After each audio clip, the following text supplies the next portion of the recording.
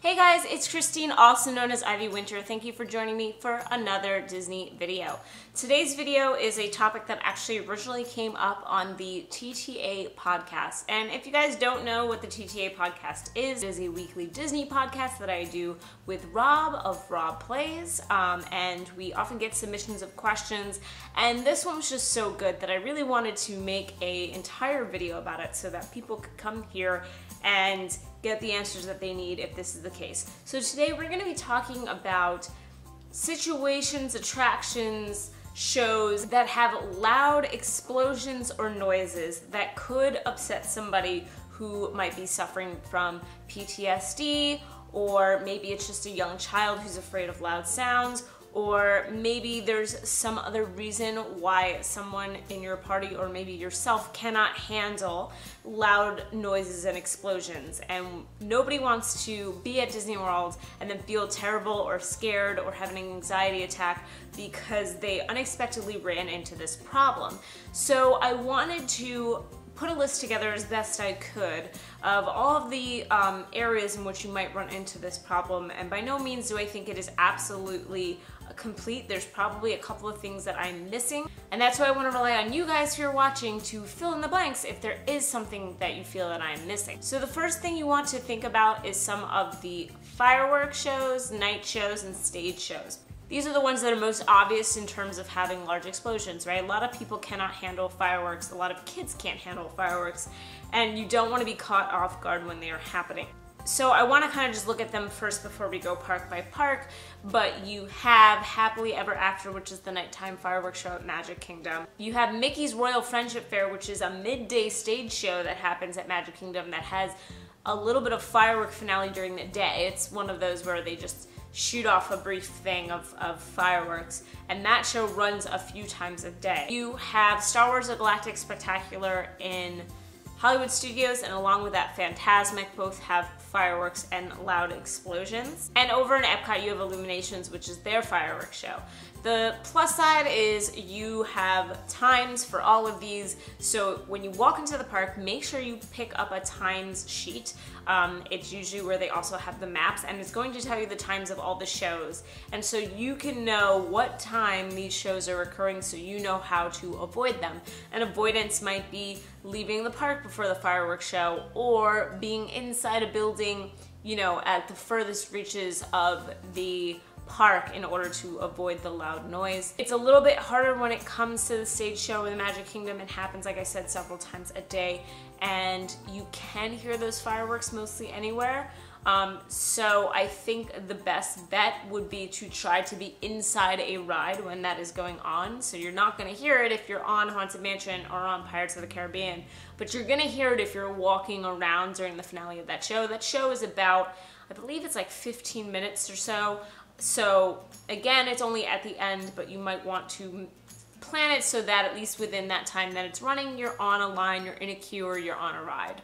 And then going park by park, I just want to list some of the rides that I know have a lot of loud explosions or gunfire or other sorts of sounds that might really startle someone who is not prepared for it and who is more affected by these things. So in Magic Kingdom, Pirates of the Caribbean is the first thing that comes to mind. You have cannon shots happening in a big scene right in the beginning of the ride that could be really upsetting for somebody.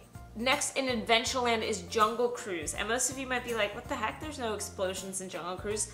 There is often a gag that I would say most Jungle Cruise skippers use. They act like the boat is being attacked and they pull out a gun basically, and it's a fake gun that just makes like that sort of capping noise, you know? It's a fake prop gun, but if you're not expecting that, that could also be a little bit alarming as well. So that's just something to think of. Like I said, not a loud explosion. It's the typical sound you would hear in, I don't know, a stage show that has a fake gun. It's got that little like pop pop sound. That could be a little scary for someone who's not expecting it. Big Thunder Mountain Railroad, I think, is another one. You do have explosions around you if people are trying to set off the dynamite while you're going on the ride. And in general, I find that being in the caves, the sound of the bats, everything kind of echoing is very loud. So if in general it's just like loud places, that could be a little bit jarring as well. Also in Frontierland, there is a shooting range. You can't really hear it unless you go pretty much up to it, but I just wanted to call it out because that could also be a bit upsetting. And then there's also guns on the fort in Tom Sawyer Island that you can shoot that also have gunshot noises. That's very easy to avoid. You can still go enjoy Tom Sawyer Island and not go to the fort and enjoy the rest of the island and never hear it. For Epcot, I had two that I was specifically thinking of. Soarin', just because at the very end you have fireworks finale. Obviously it's fake fireworks, it's in a screen. But there are explosion sounds, you shake with them, so I can imagine for some people that might be a little too intense. And then the other one I was thinking was possibly Test Track. I don't think it's too loud of a ride, but there are moments where you're kind of screeching through loud blaring horns while you're doing the testing. And so if that is something that would upset somebody, the idea of maybe being in a car accident, for some people having experienced that before, it can be traumatizing experiencing something that might feel similar again. So again, something you want to think about before getting on Test Track. I feel like those were the two biggest ones in Epcot, and again, that's why I put this out to you guys. If I'm missing something, let me know. I was really racking my brain about all the different things you can do there, and I feel like aside from that and Illuminations, there isn't anything else with loud explosions, but I might be wrong, so definitely make your suggestions. In studios, there are two big ones. Indiana Jones Stunt Spectacular is full of explosions. That's the whole point. It's Indiana Jones. You've got, you know, gunshot noises. You've got literal explosions with fire. You know, it is loud, it is rumbly, it is probably the, I would say, #1 thing after fireworks to just completely avoid if that kind of stuff is going to upset you.